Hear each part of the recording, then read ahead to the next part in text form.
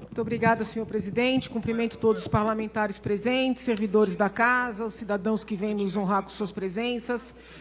Eu gostaria de voltar a um tema que me parece muito importante e muito em breve chegará a esta casa, que é a questão da FURP. Tá?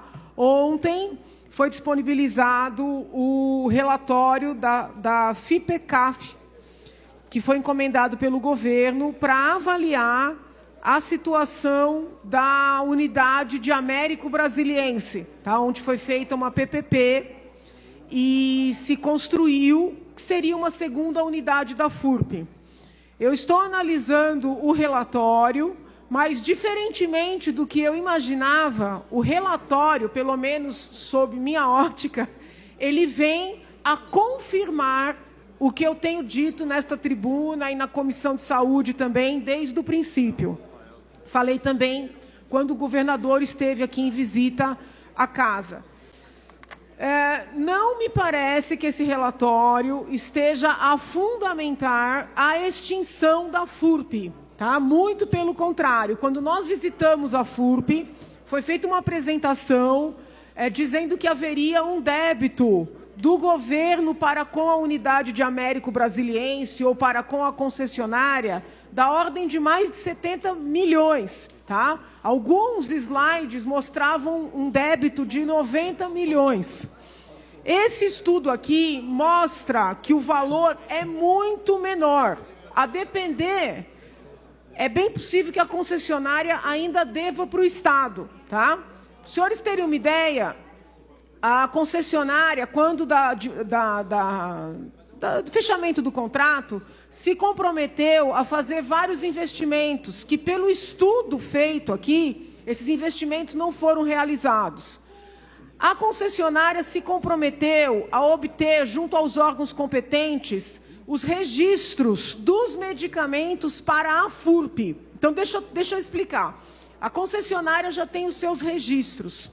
Ela se comprometeu a passar a tecnologia para a FURP, para fazer, em nome da FURP, registros de outros tantos medicamentos. O contrato rezava que estes registros tinham que ter independência com relação aos registros da concessionária, para ter sentido a transferência de tecnologia. O que fez a concessionária? Fez uma modalidade de registro denominada clone, tá? Não é um registro proibido, não é um registro ilícito, porém, esse registro é absolutamente dependente do registro dos medicamentos da própria concessionária. O que significa que, em se finalizando o contrato, automaticamente a FURP perde esses registros. Estão compreendendo? É como se fossem registros derivados, tá? Os pagamentos elevados eram feitos porque a FURP estava recebendo tecnologia para ter os registros ao final. Se a concessionária fez registros na modalidade clone, esses pagamentos elevadíssimos não serão mais devidos. Então, feitas as muitas compensações, o débito que se anunciava da ordem de 90 milhões não chega a 25 milhões, tá? Vejam, senhores, que eu não estou nem falando das ilicitudes que estão sendo apuradas na CPI da FURP. Porque se nós levarmos em conta estas ilicitudes, nós poderíamos até chegar à conclusão de que não tem débito nenhum e que a concessionária, sim, deveria indenizar o Estado. Tá? Então, qual é o objetivo dessa manifestação a Vossas Excelências hoje? Dizer que o estudo que foi encomendado pelo governo, que ao que tudo indica, tem o desejo de extinguir a FURP, não confirma o tal rombo que justificaria extinguir a FURP. Tá? Então, eu acho muito importante, porque o estudo técnico encomendado, ao que parece, para justificar a extinção da FURP, estou falando da FURP Guarulhos, não referenda esta mesma extinção. Coincidentemente, na data de hoje, eu recebi uma resposta formal da Anvisa a uma consulta que fiz a respeito do medicamento bleomicina.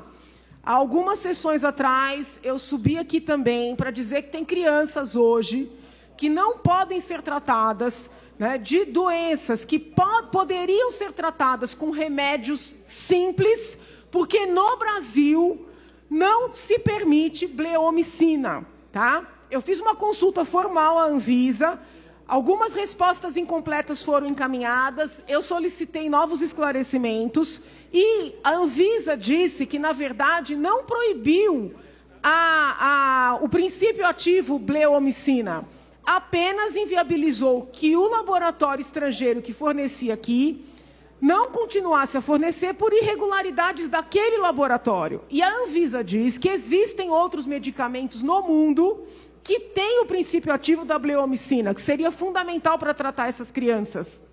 Pois bem, nenhum laboratório no Brasil tem interesse em produzir esses medicamentos, né?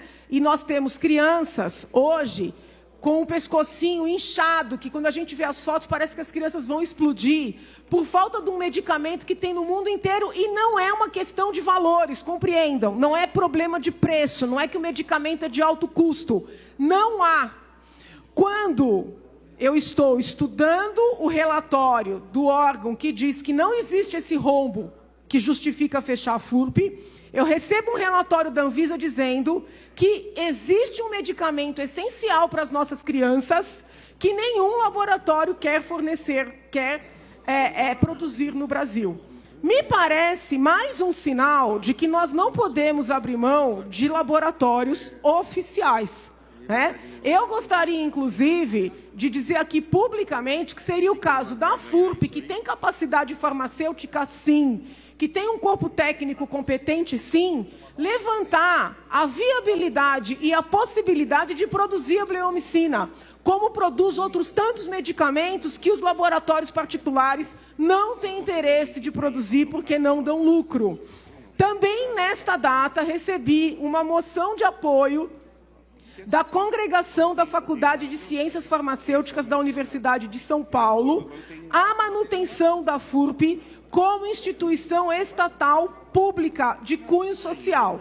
É uma carta um pouco longa, eu vou disponibilizar nas redes sociais, não sei se os outros colegas receberam, se não receberam, estará à disposição no meu gabinete. Aqui eles contam que a história da FURP se confunde com a história da Faculdade de Medicina da USP, e eu vou tomar a liberdade de ler este parágrafo. O fornecimento de medicamentos pela Fundação se estende a secretarias estaduais, hospitais públicos, consórcios de municípios, prefeituras, instituições estaduais, federais, municipais, filantrópicas, além de sindicatos e fundações. Como exemplo de programas da Secretaria da Saúde, há o Dose Certa, que permitiu o acesso da população de municípios do Estado de São Paulo a produtos farmacêuticos essenciais, graças à participação desta fundação, da FURP.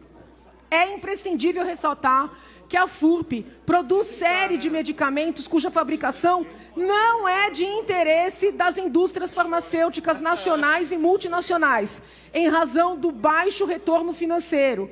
Medicamentos para a tuberculose, por exemplo, e tem outros tantos. Então, eu peço aos colegas que, por favor, né, já comecem a estudar esta questão, porque não sei se será na próxima semana, no próximo mês, mas o governo tende a enviar um projeto para esta casa, extinguindo um laboratório público importante, né, estratégico, um laboratório que poderia, inclusive,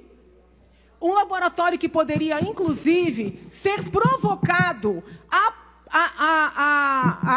produzir estes medicamentos dos quais crianças no Brasil inteiro carecem por falta de interesse dos laboratórios privados, tá? Eu insisto no argumento de que essa é uma temática acerca da qual não se pode refletir com a mentalidade economicista. Um laboratório não é uma empresa como outra qualquer. Nós estamos tratando de segurança medicinal, nós estamos tratando de saúde. Então, esses documentos que já chegaram antes dos projetos de lei podem começar a ser analisados pelos colegas deputados, pelos assessores. Eu me disponibilizo a participar do debate, porque nós seremos convidados a decidir, né? E não me parece que para São Paulo e para o Brasil seja interessante pensar em extinguir este laboratório. O relatório dos técnicos consultados pelo governo sugere a extinção, a rescisão do contrato firmado com a concessionária para instalar a unidade de Américo Brasiliense.